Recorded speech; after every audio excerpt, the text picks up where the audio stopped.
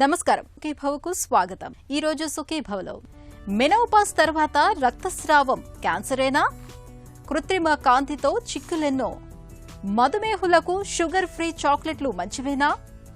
యోగాతో sciatica నొప్పి మాయం. ఇంకా హెల్త్ టిప్. మెనోపాజ్ రాకముందు నెల నెల చికాకు పెట్టే రక్తస్రావం మెనోపాజ్ తర్వాత అంతులేని భయాన్ని తెచ్చిపెడుతూ ఉంటుంది. పీరియడ్స్ పూర్తిగా ఆగిపోయాక కూడా అప్పుడప్పుడు రక్తస్రావం కనిపించడాన్ని తేలికగా తీసుకోవటానికి వీల్లేదు. ఎందుకంటే మెనోపాజ్ తర్వాత కనిపించే రక్తస్రావం వెనుక సాధారణ కారణాలు మొదలుకొని ప్రమాదకరమైన క్యాన్సర్ కూడా ఉండొచ్చని చెబుతారు డాక్టర్లు. మెనోపాజ్ తర్వాత కనిపించే రక్తస్రావం గురించిన పూర్తి వివరాల్ని ఇప్పుడు తెలుసుకుందాం.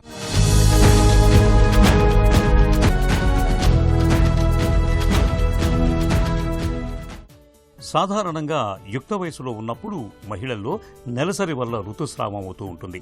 అదే మెనోపాజ్ దశకు చేరుకున్న వారిలో ఈ రక్తస్రావం పూర్తిగా ఆగిపోతుంది. అయితే ఆ తర్వాత కూడా రక్తస్రావం కనిపిస్తోందంటే మాత్రం అందుకు వివిధ రకాల ఇన్ఫెక్షన్లు, హార్మోన్ రీప్లేస్మెంట్ థెరపీ వంటివి కూడా కారణమవుతాయి. గర్భాశయంలో గడ్డలు ఉన్నప్పుడు, గర్భాశయంలోని ఎండోమెట్రియం పొర దళసరిగా మారినప్పుడు, సర్విక్స్లో క్యాన్సర్ కణాలు పురుడు పోసుకున్నప్పుడు, ఇలాంటి పరిస్థితుల్లో మెనోపాజ్ తర్వాత కూడా అప్పుడప్పుడు రక్తస్రావం కనిపించే అవకాశం ఉంటుంది. మెనోపాజ్ తర్వాత కొద్దిపాటి రక్తస్రావం కనిపించినా దాన్ని తేలిగ్గా తీసుకోకూడదు. ఎందుకంటే ఏళ్లు గడిచే కొద్దీ క్యాన్సర్ ముప్పు పెరుగుతుంది. కాబట్టి మెనోపాజ్ తర్వాత తరచుగా రక్తస్రావం కనిపిస్తున్నప్పుడు ఆలస్యం చేయకుండా డాక్టర్ని సంప్రదించాలని చెబుతారు డాక్టర్లు. ఇప్పుడు మనం కామన్గా స్త్రీలు మా దగ్గరకు వచ్చే కంప్లైంట్స్ ఏంటంటే, నెలసరి ఆగిపోయిన తర్వాత మెనోపాజ్ వచ్చిన తర్వాత బ్లీడింగ్ అవ్వటం, చిన్న స్పాటింగ్ లాగా కనపడటం, అండ్ కొంతమందికి ఆగిపోయే టైం అప్పుడు అధికంగా చాలా ఇర్రెగ్యులర్గా వెరీ హెవీగా ఫ్లో అవ్వటం, ఇలాంటి కంప్లైంట్స్ చాలామంది స్త్రీలు వస్తూ ఉంటారు. యాక్చువల్లీ మెనోపాజ్ వచ్చిన తర్వాత కొంచెం బ్లీడింగ్, స్పాటింగ్ లాగా కొంచెం కనపడినా, బ్లీడింగ్ అయినా కానీ డెఫినెట్గా స్త్రీలు అప్రమత్తంగా ఉండాలి.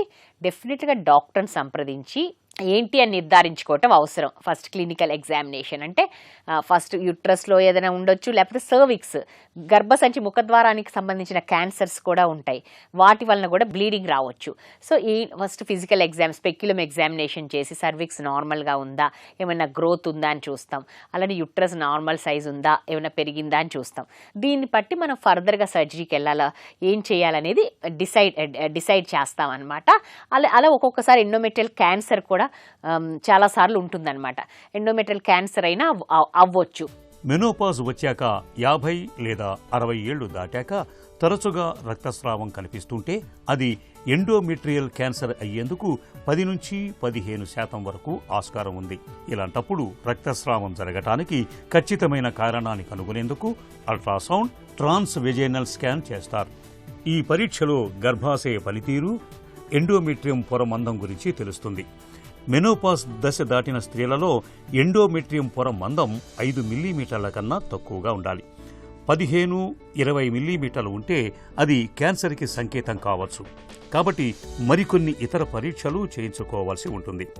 అల్ట్రాసౌండ్ స్కాన్ వల్ల గర్భాశయంలో ఉండే ఫైబ్రాయిడ్లు, గర్భాశయ పరిమాణం, ఆకృతి వంటి వివరాలు తెలుస్తాయి. స్కాన్ మాత్రమే కాకుండా అవసరాన్ని బట్టి ఎండోమెట్రియల్ బయాప్సీ, ఇన్ఫ్యూజన్ సోనోగ్రఫీ పరీక్ష కూడా చేయాల్సి రావచ్చు. ఇలాంటి పరీక్షలు చేసినా కూడా కారణం కనిపించకపోతే సిస్టోస్కోపీ, ప్రాక్టోస్కోపీ, కొలనోస్కోపీ లాంటివి, గర్భాశయ ముఖద్వార క్యాన్సర్ని అంచనా వేసేందుకు పాప్స్మియర్ లాంటివి చేయాల్సి రావచ్చు. ఈ ఫలితాలను బట్టి చికిత్స లేదా ఆ తర్వాత ఏం చేయాలనేది వైద్యులు నిర్ణయిస్తారు. యూజువల్గా ఏంటంటే మెనోపాజ్ వచ్చిన తర్వాత పీస్ అంటే ఊబకాయం ఉన్న వాళ్ళకి ఫ్యాట్ నుంచి కూడా ఈస్ట్రోజన్ ప్రొడ్యూస్ అవుతుంది. దానివల్ల హైపర్ప్లేషియా బాగా థిక్ అయిపోతుంది. ఆ థిక్ అయిపోయి దాంట్లో చేంజెస్ వచ్చి ఇది నియోప్లేషియా, క్యాన్సర్గా, ప్రీ క్యాన్సర్గా మారే అవకాశం ఉంటుందన్నమాట. దీంట్లో కూడా టైప్ 1, టైప్ 2 క్యాన్సర్స్ ఉంటాయి. Type 1 endometrial cancer, type 2 cancers చాలా అగ్రెసివ్గా ఉంటాయి అన్నమాట. యూజువల్గా వేరే అవయవాలకు స్ప్రెడ్ అయ్యే అవకాశం ఉంటుంది. దాని సర్జరీ కూడా కొంచెం ఎక్స్టెన్సివ్గా చేయాల్సి వస్తుంది ఓవేరియన్ క్యాన్సర్ చేసిన టైప్ 2 క్యాన్సర్స్కి. సో టైప్ 1 క్యాన్సర్ యూజువల్గా ఈ ఊబకాయం వలన ఫ్యాట్ నుంచి ఈస్ట్రోజన్ అని ప్రొడ్యూస్ అవటం వలన ఆ పొర తిక్కవటం వల్ల వస్తుంది. కాబట్టి యూజువల్గా ప్రోగ్నోసిస్ అనేది ఈ ఎండోమెట్రియల్ క్యాన్సర్ టైప్ 1లో బాగుంటుంది. యూజువల్గా సర్జరీ చేయాల్సి వస్తుంది.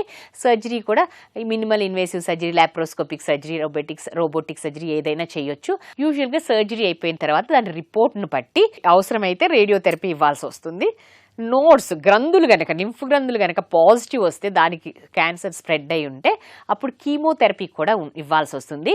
టైప్ 2 క్యాన్సర్స్ లో డెఫినెట్గా ఏ స్టేజ్లో ఉన్నా కూడా అందరికీ కీమోథెరపీ ఇవ్వాల్సి వస్తుంది. మెనోపాజ్ తర్వాత రక్తస్రావం అనగానే అది తప్పక క్యాన్సరే అని ఆందోళన పడాల్సిన అవసరం లేదు. ఈ పరిస్థితికి ఇతర కారణాలు ఉండవచ్చు. ఎండోమెట్రియం పొర 4 మిల్లీమీటర్లు అంతకన్నా తక్కువగా ఉన్నప్పుడు, పాప్స్మియర్ ఫలితం మామూలుగానే ఉన్నప్పుడు రక్తస్రావం కనిపించినా భయపడాల్సిన అవసరం లేదు. 3 నెలలు ఆగి మళ్లీ పరీక్ష చేయించుకుంటే సరిపోతుంది. ఎండోమెట్రియం పొర 5 మీటర్ల కన్నా తక్కువగా ఉంటే బయాప్సీ ఫలితాన్ని బట్టి చికిత్స ఉంటుంది. ఒకవేళ ఎండోమెట్రియల్ క్యాన్సర్ అని తేలితే మళ్లీ ఎంఆర్ఐ స్కాన్ చేసి ఆ క్యాన్సర్ ఎండోమెట్రియం పొరకే పరిమితమైందా, లేదంటే గర్భాశయ కండరానికి విస్తరించిందా, గర్భాశయం దాటి లింఫ్ గ్రంథులు, కాలేయం, ఊపిరితిత్తుల వరకు చేరిందా అని వైద్యులు నిశితంగా పరీక్షిస్తారు. దాన్ని బట్టి ఎలాంటి చికిత్స చేయాలనేది నిర్ణయిస్తారు. అలాగే గర్భాశయ ముఖద్వార క్యాన్సర్, అండాశయ క్యాన్సర్ ఉన్నా దానికి అనుగుణమైన చికిత్స చేసి ఆ భాగాలను తొలగిస్తారు. తరువాత రేడియేషన్, కీమోథెరపీ లాంటివి చేయాలా వద్దా అన్నది నిర్ణయిస్తారు. ఒకవేళ క్యాన్సర్ కాకపోతే చాలా మటుకు హిస్టరోస్కోపీలోనే పాలిప్స్, ఫైబ్రాయిడ్ల లాంటివి కనిపిస్తే వాటిని తొలగిస్తారు. ఇప్పుడు పోస్ట్ మెనోపాజల్ బ్లీడింగ్ కొంచెం కనిపించినా కానీ వెంటనే అశ్రద్ధ చేయొద్దు. ఏమి టెస్ట్ లేకుండా డైరెక్ట్గా కొంతమంది హిస్టెక్టమీకి వెళ్ళిన తర్వాత కూడా ఇది డయాగ్నోస్ అవుతుంది. అప్పుడు ఒకవేళ మరి ఎక్కువగా దాంట్లో స్ప్రెడ్ అయి ఉండి తీవ్రత ఎక్కువ ఉంటే మళ్ళీ ఇంకో సెకండ్ సర్జరీ చేసుకొని లింఫ్ నోడ్స్ తొలగించాల్సి వస్తుంది. లేకపోతే అది మామూలుగానే ఉంటే ఏమి లింఫ్ నోడ్ అవసరం లేదు అండ్ జస్ట్ దానికే ఎండోమెట్రియంకే పరిమితమైంది, ఎక్కడికి స్ప్రెడ్ అవ్వలేదు అంటే ఫాలో అప్ కూడా చేయొచ్చు. ఫస్టే డెఫినెట్గా పోస్ట్ మెనోపాజల్ బ్లీడింగ్ కానీ స్పాటింగ్ కానీ ఉంటే ప్రాపర్ కన్సల్టేషన్ తీసుకొని ఫర్దర్గా ప్రొసీడ్ అవటం మంచిది. మెనోపాజ్ తర్వాత రక్తస్రావం అవుతున్నా అవ్వకపోయినా తరచుగా పరీక్షలు చేయించుకోవటం అన్ని విధాలా మేలు. ఈ క్రమంలో ఏదైనా సమస్య ఉంటే ముందుగానే గుర్తించటానికి వీలవుతుంది. అధిక బరువు, అధిక రక్తపోటు, మధుమేహంతో బాధపడే మహిళలకు మిగతా వారితో పోలిస్తే మెనోపాజ్ తర్వాత రక్తస్రావం కనిపించే ముప్పు 2 నుంచి 4 రెట్లు ఎక్కువగా ఉంటుంది. కాబట్టి వారు తమ బరువును అదుపులో ఉంచుకునేందుకు తప్పనిసరిగా వ్యాయామం చేయటాన్ని అలవాటు చేసుకోవాలి. మెనోపాజ్లో తలెత్తే సమస్యల నుంచి విముక్తి పొందటానికి కొంతమంది హార్మోన్ రీప్లేస్మెంట్ థెరపీ చేయించుకుంటూ ఉంటారు. ఈ విషయంలో ముందుగా డాక్టర్ సలహా తీసుకోవటం అన్ని విధాలా మంచిది. కుటుంబంలో క్యాన్సర్ల చరిత్ర ఉన్నప్పుడు 35 ఏళ్లు దాటినప్పటి నుంచి తప్పనిసరిగా గర్భాశయ, అండాశయ, పెద్ద పేగుకు సంబంధించిన పరీక్షలు చేయించుకోవాలి. న్యూస్ మీకోసం సాధారణంగా మనం పగలు పనిచేస్తాం, రాత్రిపూట విశ్రాంతి తీసుకుంటాం. ఈ పనులకు అనుగుణంగా మన శరీరం స్పందించే విధానాన్ని సర్కాడియన్ రిథం అంటారు. దీనికి వ్యతిరేకంగా రాత్రిపూట విశ్రాంతి తీసుకోకుండా కృత్రిమ కాంతిలో పనిచేస్తే ఏమవుతుంది, కృత్రిమ కాంతి మన శరీరాన్ని ఎలా ప్రభావితం చేస్తుంది అనే విషయాలను తెలుసుకునేందుకు అమెరికాలోని వెస్ట్ వర్జీనియా యూనివర్సిటీకి చెందిన శాస్త్రవేత్తలు ఇటీవల ఒక పరిశోధన చేశారు. రాత్రిపూట నిద్రపోకుండా కృత్రిమ కాంతిలో పనిచేయటం అనేది కేవలం నిద్రలేమిని మాత్రమే కలిగించదు. ఇది మనలోని వ్యాధి నిరోధక వ్యవస్థ మొత్తాన్ని దెబ్బతీయడమే కాకుండా శరీరంలో కొన్ని రకాల అంతర్గత వాపులకు కూడా కారణమవుతుందని అంటున్నారు పరిశోధకులు. కృత్రిమ కాంతిలో మరీ ముఖ్యంగా తీవ్రమైన కాంతిలో ఎక్కువసేపు గడిపే వారిలో వ్యాధి నిరోధక శక్తి తగ్గి ఇన్ఫెక్షన్ల బారిన పడుతున్నట్లు అధ్యయనంలో తేలింది. అలాగే ఒత్తిడి, ఆందోళన, కుంగుబాటు వంటి సమస్యలు ఉన్నప్పుడు వాటిని పెంచే గుణం ఈ కృత్రిమ కాంతికి ఉందని పరిశోధకులు గుర్తించారు. అలాగే అధిక సమయం కృత్రిమ కాంతిలో గడిపే వారిలో హార్మోన్ల అసమతుల్యత ఏర్పడే అవకాశం కూడా ఉందని శాస్త్రవేత్తలు అంటున్నారు. పగటిపూట సహజ కాంతితో పోలిస్తే కృత్రిమ కాంతికి ఉండే వేవ్ లెంత్ వేరుగా ఉండటమే దీనికి కారణమని పరిశోధకులు తెలిపారు. కొన్ని రంగాల్లో పనిచేసేవారు తప్పనిసరిగా రాత్రిపూట పనిచేయాల్సి ఉంటుంది. అలాంటి వారు తలకు నీలిరంగు క్యాప్ను ధరించడం ద్వారా కృత్రిమ కాంతి తీవ్రతను కొంతవరకు తగ్గించుకోవచ్చని శాస్త్రవేత్తలు సూచిస్తున్నారు. ఒంట్లో షుగర్ జబ్బు ఉన్నప్పటికీ అప్పుడప్పుడు చిన్న బెల్లం ముక్క చప్పరించాలనో లేదా చక్కెర కలిపిన కాఫీ తాగాలనో మనసు ఉబలాటపడటం సహజం. అయితే అమాంతం పెరిగే షుగర్ లెవెల్స్ గుర్తుకొచ్చి చాలామంది బలవంతంగా తీపిపై మనసును చంపేసుకుంటూ ఉంటారు. ఈ తీపి బాధల్ని అధిగమించేందుకు ఇవాళ షుగర్ ఫ్రీ ఐటమ్స్ పేరుతో చాక్లెట్లు, ఐస్ క్రీములు వంటివి అనేక మార్కెట్లో దొరుకుతున్నాయి. షుగర్ ఫ్రీ కావడంతో మధుమేహులు వీటిని ఎంత తిన్నా పర్లేదని అనుకుంటున్నారు. మరి ఈ నమ్మకంలో నిజమెంత? ఆసక్తికరమైన ఈ నమ్మకం గురించి డాక్టర్లు ఏం చెప్తున్నారు ఇప్పుడు విందాం. ఈ కృత్రిమ స్వీట్లు అంటే మన చక్కెరకి ప్రత్యామ్నాయంగా మనం వాడేటువంటి పదార్థాల్లో ముఖ్యంగా ఒకప్పుడు మనం అంతా సాక్రిన్ అనేటువంటి రసాయన పదార్థాన్ని వాడామన్నమాట. సాక్రిన్ అనేది వాడితే నోటికి చాలా తీయగా ఉంటుంది, కానీ అందులో క్యాలరీలు ఏమి ఉండవు అనమాట.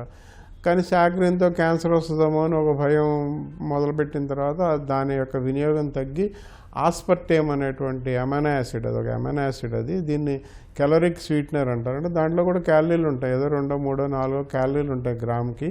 కానీ దానివల్ల ఎక్కువ మన చక్కెరలో వచ్చినన్ని క్యాలరీలు రావు కాబట్టి ప్రత్యామ్నాయంగా ఆస్పర్టేమ్ వాడచ్చు అని చెప్పి ఆ మందులు ఇవాళ విరివిగా ప్రాచుర్యంలోకి వచ్చాయన్నమాట.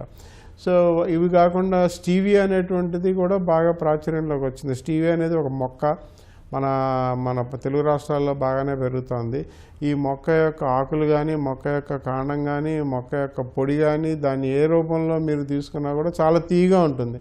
దాంట్లో క్యాలరీలు ఏముండవు, దానివల్ల నష్టం ఏం కలగదు.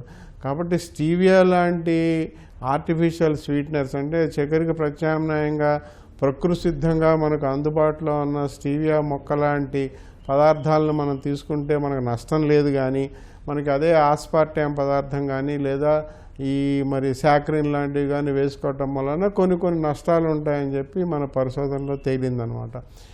కాబట్టి సూకర్లోజ్ అనేది మనకి నోటికి తీయగా ఉంటుంది తప్ప ఎటువంటి లాభం కలగనవదు, పైగా నష్టాలు కూడా ఉంటాయన్నమాట. వాళ్ళు లావు పెరగకపోవచ్చు, కానీ వాళ్ళకి రక్తంలో గ్లైకేషన్ అనేటువంటి ప్రక్రియ, ఇది ఒక కాంజుగేషన్ ప్రక్రియ, దాని ద్వారానే మన శరీరంలో డయాబెటీస్ వలన ఎన్నో నష్టాలు జరుగుతున్నాయి. అంటే రక్తనాళాల సమస్యలు కానీ లేదా డయాబెటీస్ వలన వచ్చేటువంటి ఎన్నో సమస్యలకి ఒక మూల కారణం గ్లైకేషన్. మన గ్లూకోజ్ అనేది ప్రోటీన్తో గట్టిగా పట్టుకుని ఉండటానికి గ్లైకేషన్ అంటాం అనమాట. ఇది సూకర్లోజ్ అనేటువంటి పదార్థం ఎక్కువగా తీసుకున్న వాళ్ళలో ఎక్కువగా కనిపిస్తుంది. కాబట్టి మేము ఇవాళ ఎవరిని కూడా ఆర్టిఫిషియల్ స్వీట్నెస్ ఎటువంటి రూపంలో కూడా వాడొద్దు అంటున్నాం. నడుము నొప్పి బాధలు మనందరికీ అనుభవమే. అయితే నడుము నొప్పితో పాటు మనలో కొంతమందికి నడుస్తున్నప్పుడల్లా భరించలేనంతగా బాధ కలుగుతూ ఉంటుంది. కాలి పిక్కల నుంచి మొదలై పిరుదుల గుండా వీపుల్లోకి నొప్పి పాకుతూ ఉంటుంది. ఈ రకమైన సమస్యను సయాటికాగా పిలుస్తారు డాక్టర్లు. వీపు నుంచి పాదంలోకి వెళ్లే సయాటికా నరం ఒత్తిడికి గురైనప్పుడు సయాటికా బాధలు వేధిస్తూ ఉంటాయి. తీవ్రమైన నొప్పితో వేధించే సయాటికాకు యోగాసనాలు ఒక చక్కటి పరిష్కారంగా చెబుతారు నిపుణులు. సయాటికా బాధల్ని తగ్గించే యోగాసనాలు, వాటి సాధనలో మెలకువల గురించి ఇప్పుడు తెలుసుకుందాం.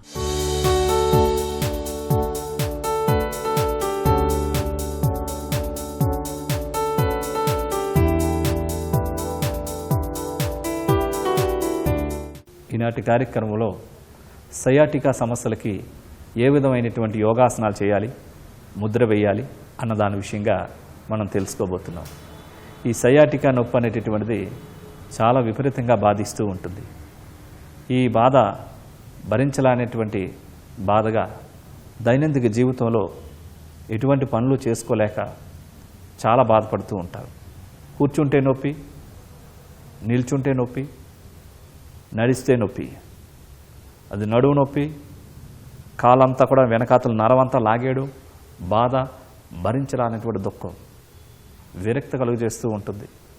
కానీ కొన్ని పర్టికులర్ పోస్చర్స్ చేసినట్లయితే ఆ నరం పైన, సయాటికా నరం పైన ఒత్తిడి కలిగించేటటువంటి దాని నుంచే సయాటికా నొప్పి ఏర్పడుతుంది. కాబట్టి కొన్ని పోస్చర్స్ ద్వారా విముక్తి కలగడం ద్వారా ఆ నరం ఫ్రీ అయిపోవడం ద్వారా మరలా ఇమ్మీడియట్లీ ఆ నొప్పి తొలగిపోతూ ఉంటుంది.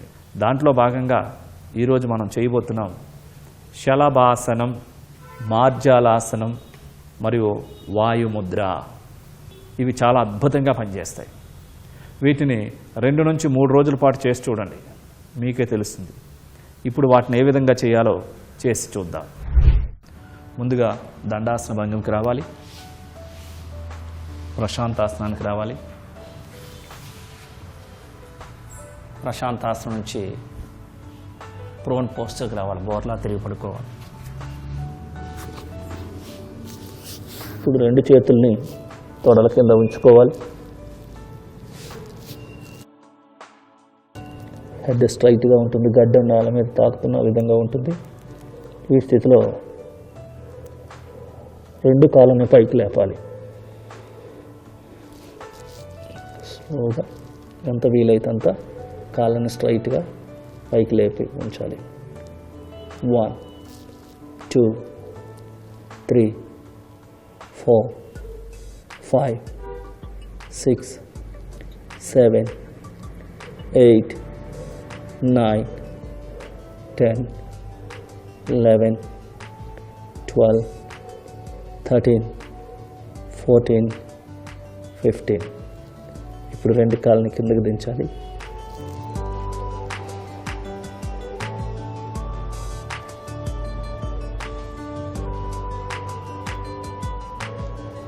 ఇప్పుడు శరీరాన్ని 2 చేతుల మీదుగా 2 మోకాళ్ళ మీదుగా మార్జాలాసనానికి పోస్చర్కి రెడీగా ఉంచాలి. ఈ స్థితిలో లెఫ్ట్ హ్యాండ్ని బ్రేక్ చేస్తూ శరీరాన్ని బ్యాలెన్స్ చేస్తూ రైట్ లెగ్ని కూడా స్ట్రైట్గా తీసుకొని రావాలి. 1 2 3 4 5 6 7 8 9 10 11 12 13 14 15. ఇప్పుడు ఎడమ చేతిని కుడి కాల్ని కిందకి తీసుకొని రావాలి. ఇప్పుడు అదేవిధంగా కుడి చేతిని పైకి రేట్ చేస్తూ కుడి కాల్ని ఎడమ కాల్ని కూడా స్ట్రైట్గా తీసుకొని రావాలి. 1 2 3 4 5 6 7 8 9 10 11 12 13 14 15. ఇప్పుడు కుడి చేతిని ఎడం కాల్ని కిందకి తీసుకొని రావాలి. ఇప్పుడు అట్లనే వజ్రాసన భంగంకి రావాలి. వాయుముద్ర వజ్రాసనంలో కానీ పద్మాసనంలో కానీ వీలు లేకుంటే కుర్చీలో కూడా చేసుకోవచ్చు. అరచేతులు 2 తొడల పైన ఆకాశం వైపు చూస్తున్న విధంగా ఉంచాలి. ఈ స్థితిలో చూపుడు వేలును ఫోల్డ్ చేస్తూ బొటన వేలు కింద ఉంచాలి. మిగిలిన 3 వేళ్ళు స్ట్రైట్గా ఉంటాయి. ఈ స్థితిలో కళ్ళు మూసుకొని ప్రాణిక్ బ్రీతింగ్ చేయాలి. పూరక, కుంభక, రేచక, శూన్యక నియమాలు నిష్పత్తులను పాటిస్తూ ప్రాణాయామం చేయాలి.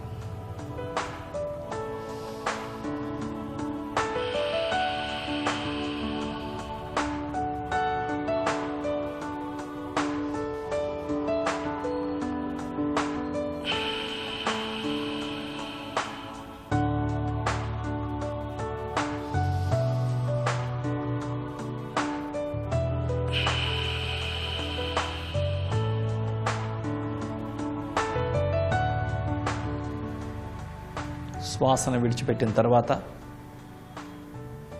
ఆపాలి. ముద్రను రిలీజ్ చేయాలి. నిదానంగా కళ్ళు తెరవాలి. ఇప్పుడు వజ్రాసనం నుంచి బయటికి రావాలి.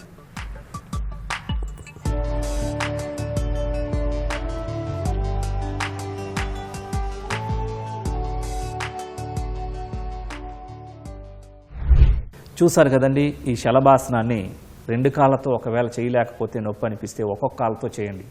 ఎడం కాళ్ళతో ఒక 5 సార్లు, కుడి కాళ్ళతో ఒక 5 సార్లు. అదేవిధంగా మార్జాలాసనం కూడా కుడి చెయ్యి ఎడం కాళ్ళతో ఒక 5 సార్లు, ఎడం చెయ్యి కుడి కాళ్ళతో ఒక 5 సార్లు చొప్పున చేస్తూ వీటితో పాటుగా ఇంకా కొన్ని భుజంగాసనం, సేతుబంధాసనాలు ఇవన్నీ కూడా చక్కగా కొన్ని కాంబినేషన్స్తో చేస్తూ ఈ వాయుముద్రని పొద్దున్న ఒక 10 నిమిషాలు, మధ్యాహ్నం ఒక 10 నిమిషాలు, సాయంత్రం ఒక 15 నిమిషాలు చొప్పున చక్కగా ఈ వాయుముద్ర చేసినట్లయితే తక్షణమే ఈ సయాటికా నొప్పి నుంచి మీరు బయటపడవచ్చు. చాలా సులభంగా బయటపడవచ్చు. మీరు ఎన్ని మాత్రలు వాడినా అవి తాత్కాలికమైనటువంటి నివారణ మాత్రమే. కానీ ఆ యొక్క నర్వస్ సిస్టమ్ను మొత్తం సెట్ చేసేటటువంటిది కొన్ని ప్రత్యేకమైన ఆసనాలు ఇంకా ఉన్నాయి. కొన్ని కాంబినేషన్స్తో కూడినటువంటి వాటన్నిటిని కూడా చక్కగా చేస్తే మీరు ఆ సయాటికా నొప్పి నుంచి పూర్తిగా ఉపశమనం పొందగలుగుతారు, నివారింపబడతారు. సయాటికా బాధల్ని తగ్గించే యోగాసనాలు, వాటి సాధనలో మెలకువల గురించి తెలుసుకున్నాం కదా. ఇక ఈరోజు కార్యక్రమాన్ని ముగించే ముందు ఒక చిన్న చిట్కా మీకోసం. జలుబు దగ్గుతో బాధపడుతున్నప్పుడు నల్ల మిరియాలు, కొద్దిగా బెల్లం, 1 చెంచాడు జీలకర్రను నీళ్లలో కలిపి బాగా మరిగించండి. ఆపై ఈ నీటిని చల్లార్చి గోరువెచ్చగా ఉన్నప్పుడు తరచుగా తాగుతూ ఉండండి. వేధించే జలుబు, దగ్గు బాధల నుంచి మంచి ఉపశమనం లభిస్తుంది.